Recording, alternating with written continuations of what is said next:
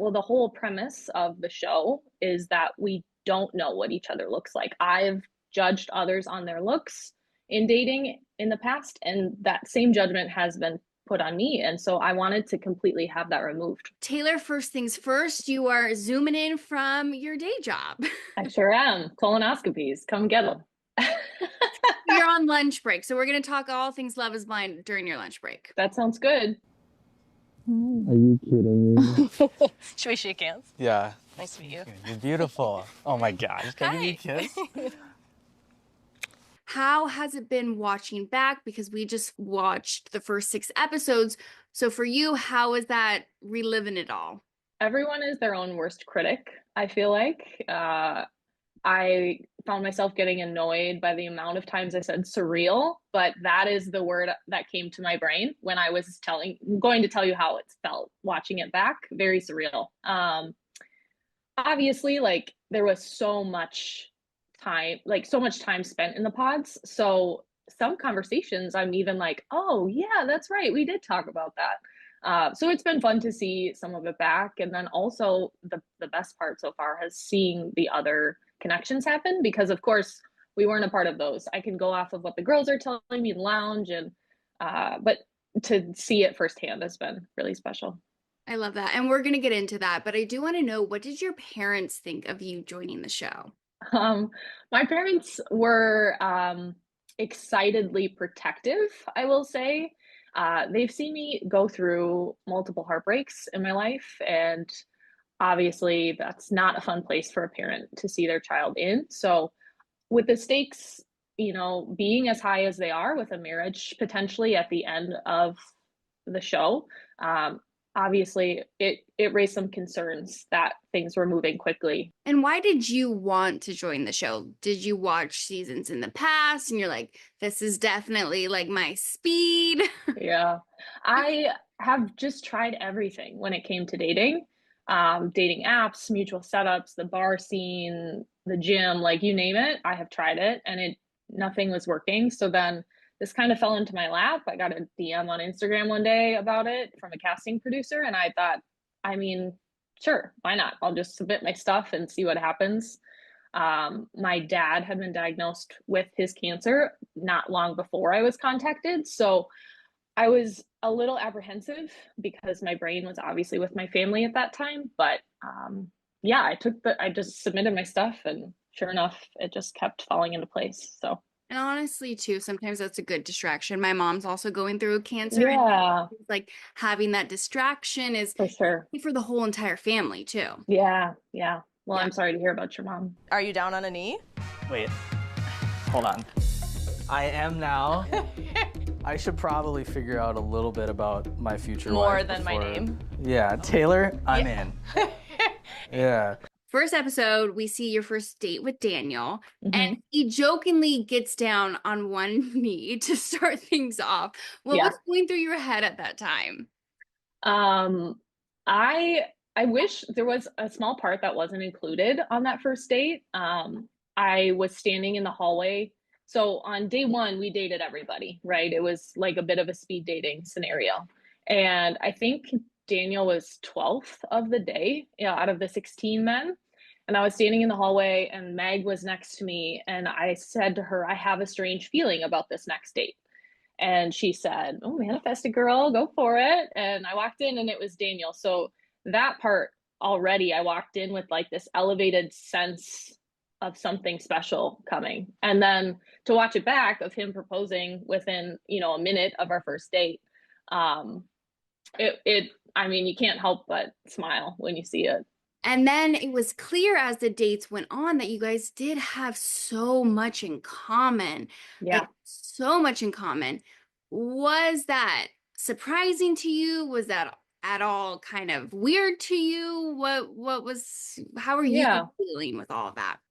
Of course, I was hopeful coming into the experiment that I would find someone. But logistically speaking, to find my person out of 16 random men that were cast from Minneapolis. I mean, I had been on the dating apps for years in Minneapolis and hadn't met someone. So obviously I was hopeful, but not really sure if I would walk away engaged. But once at this, I mean, everything aligned with us. I've never had it be that easy and effortless with someone. So it was an undeniable connection. So at one point, and we'll get more into this as well, but at one point you talk about Instagram, and Daniel asked what your handle was, and you asked if he followed you, and that kind of started, is that like the moment where you started thinking, oh? Not necessarily. I mean, we talked about so many things in the pods that weren't included in the show. But that being said, it does tie into the cliffhanger for the first batch of episodes. So I do think that was intentionally left in, but at the time I was not thinking something's up here. Okay, so your antennas were not up at that time. No. I also talk on the show about how social media has been an insecurity for me in past relationships. So we focused a lot on talking about social media because it has not been a place of light in past relationships for me. So that's also a little context as to how we got where we did. Got it. Okay, and we're going to get into that, but I do want your opinion on the Dave of it all, okay?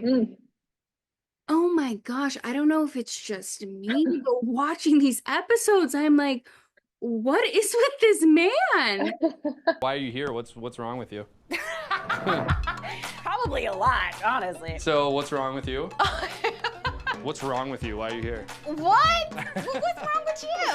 Why Love is Blind? Oh man, to be brutally honest, I just have kind of been an ass to women in my previous dating life. I really wanted to confront myself about that. I really do believe a lot of it has to do with his sense of humor. I'm not saying it's my sense of humor, but I think to David is his sense of humor. And it's just about who you bounce with well and who you have that banter with. So who plays off of your humor.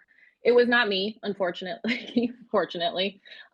So we didn't see eye to eye on humor. Eventually it did come to an end because of that. But I honestly think it's Dave's sarcasm that's showing through more than anything. Did he ever ask what's wrong with you?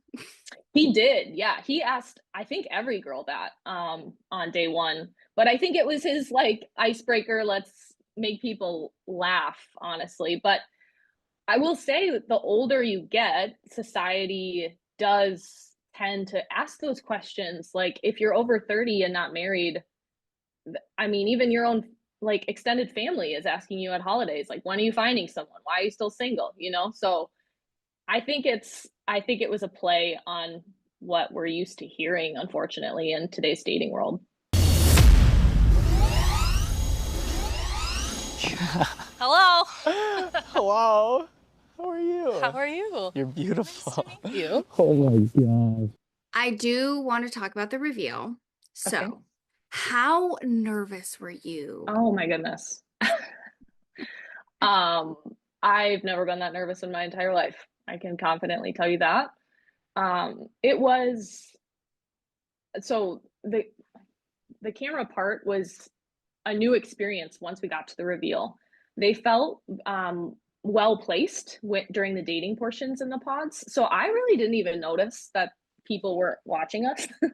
But the reveal, I mean, it was the setup of it was, there was a ton of cameras right there with people behind them. There were a lot of eyeballs on us in that reveal as well. So not only was I very nervous to meet the person I had just fallen in love with in 10 days, but then you had that added sense of pressure as well from knowing the physical beings right next to you also watching and judging everything that's happening. A total added layer to it all. You're like, yeah, I'm already so nervous, but let's I know. these people watch me. I know. So funny too, yeah, because in the pods, you're not seeing people, so that is great because then you kind of forget that you're being filmed. For sure. Yeah. And then, my lips started sweating and it was just downhill from there. Thanks again. You're beautiful. Thank you. Yeah. Very handsome. Thanks. You're welcome. Oh my gosh. Taylor. Hi, nice to meet you. It's so nice to meet you.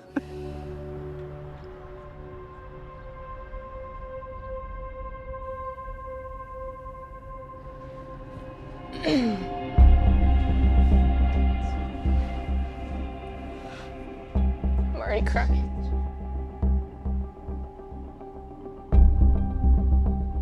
So you see him, you guys, you're obviously happy. He's obviously happy. And the next morning, we then see you very emotional. Mhm. What changed?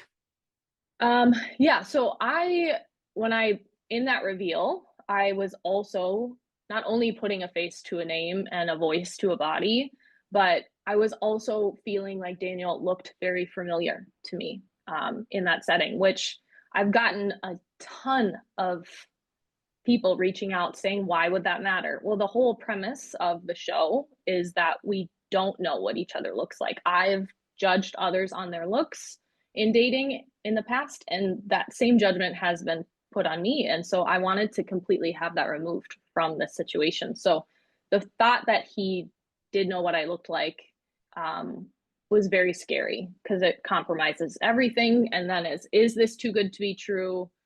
Did he know what I looked like? Then he, because he had followed me on Instagram, maybe not.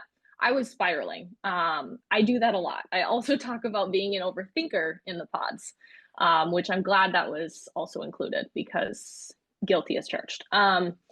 So I just started to spiral. I mean, I got back to the hotel and I was alone. We don't have devices. We don't have anyone to talk to that's from our circle. We're sleep deprived. The adrenaline of meeting someone, I just started to spiral. At that time, it wasn't uncommon that single guys would follow me on Instagram. And if I thought they were cute, I'd follow them back. So it wasn't a completely out of the dark idea that maybe he was one of those guys. So yeah, there's more details, but that's it in a nutshell.